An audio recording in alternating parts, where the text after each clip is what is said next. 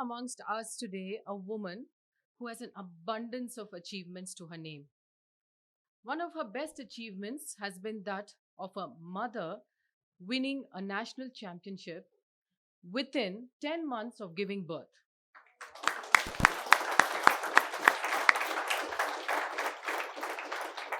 She is also the first Indian mother to break a national record and the South Asian Games record. Also, the first Asian woman to win an Asian medal in an individual event as a mother. And we salute you for that. So, please help me welcome the very zealous and zesty Reeth Abraham on stage. Good morning, everybody. It's a real pleasure for me to be here and address you guys. I didn't know from what background you all came. Ian just said that all of you are the leaders. We never cribbed about what we didn't have or what we had, and we made the best of what was available. And we said, there was no point saying that we don't have enough facilities, because for me, I started my sports career when I was barely 12. Leaning towards becoming an athlete or taking up any sports as your extracurricular activity, this didn't matter, but all of us did. And we had every day a PT period, which now in schools is reduced to 2 in a week, which is really sad. And I feel sorry for the kids, because I think just 20% of the kids do sports activities every day, and the others, they say that only you do sports only if you want to take it up professionally. And now, even after 45 years, sports is still a passion for me, and I enjoy going out and exercising every day. This become part of my life. It is like you wake up in the morning and like you brush your teeth, I have to go for my workout. So that should be also part of your lifestyle, like make it part of you, exercises. Well, how many of you work out at least 4 times a week? That's very good. But would I love to see more hands going up. Next time will be good. So for me, the most important thing was to set goals for yourself. It's very, very important that you set goals for yourself, whether you want to exercise or you want to achieve something in life. It's very, very important to set goals and write down your goals. And we would stick it up on the wall as to what I want in that particular time. Suppose I wanted to, I was a national champion in long jump. And so I would put it on the wall what I wanted to jump, how much I wanted to jump, and look at it every day. And it's always good that, you share it with your friends. You know that you have shared the goals with somebody and you work towards it. And probably they will help you also achieve your goals, in a certain way. And in India, after pregnancy, coming back to competitive sports was unheard of. So I was jogging and stretching till 10 days before my daughter Shilka was born. And people thought I was crazy because I was running with my big stomach in the stadium, and especially in St. John's Medical College grounds. And I knew few of the doctors there who were athletes, and they said, Reeth, don't worry, if anything happens, we are here to take care of you. So that was the comfort. And till about 9 months after when I was carrying, I was still, doing something or the other, stretching, jogging, and things like that. But I remember the day she was born, and it was a normal delivery, and they said after 5 days you can start exercising to, for your abdomens to get stronger and things like that.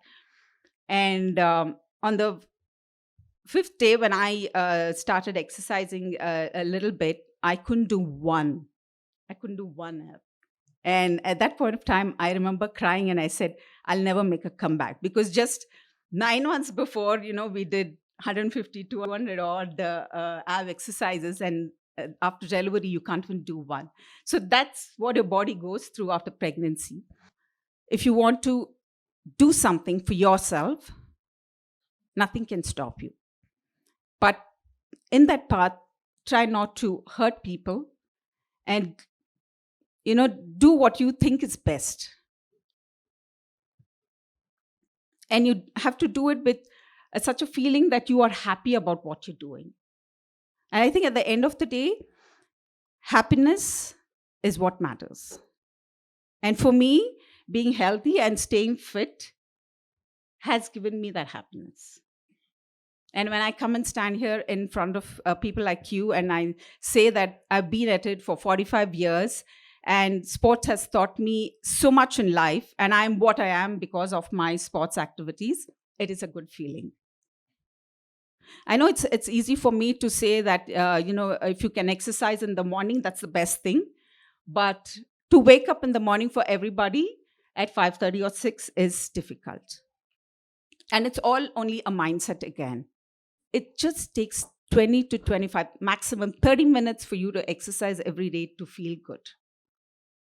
It's just 30 minutes, 4 to 5 times a week.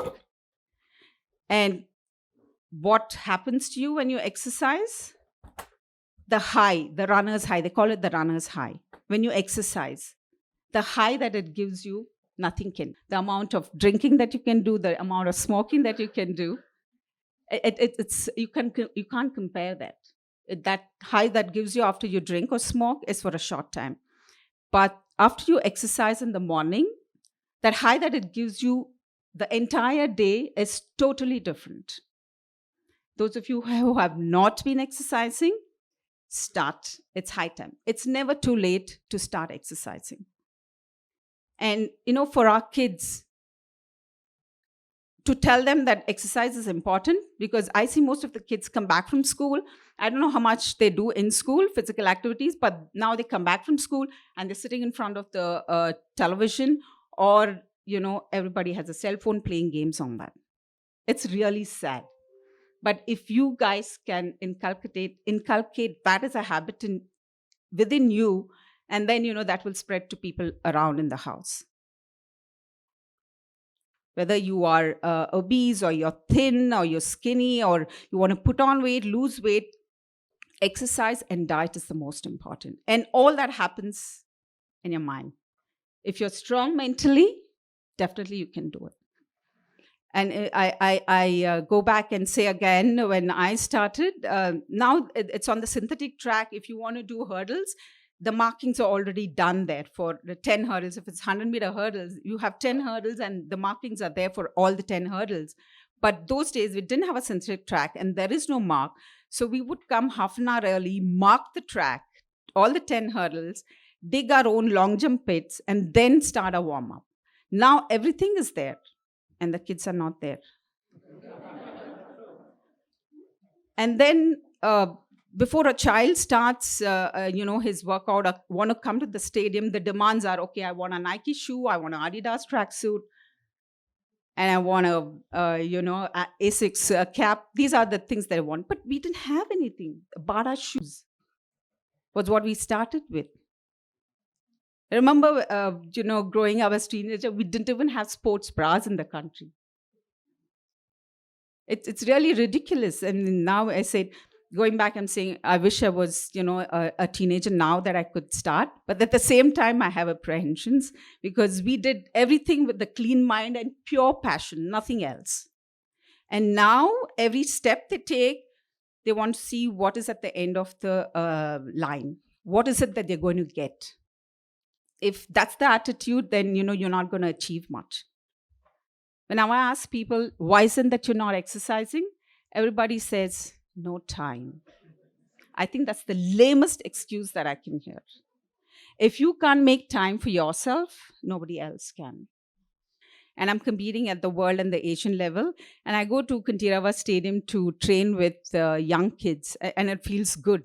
And I feel good when I am running with 14, 15-year-old girls and boys, and I'm in front, I can beat them, and I can jump better than them.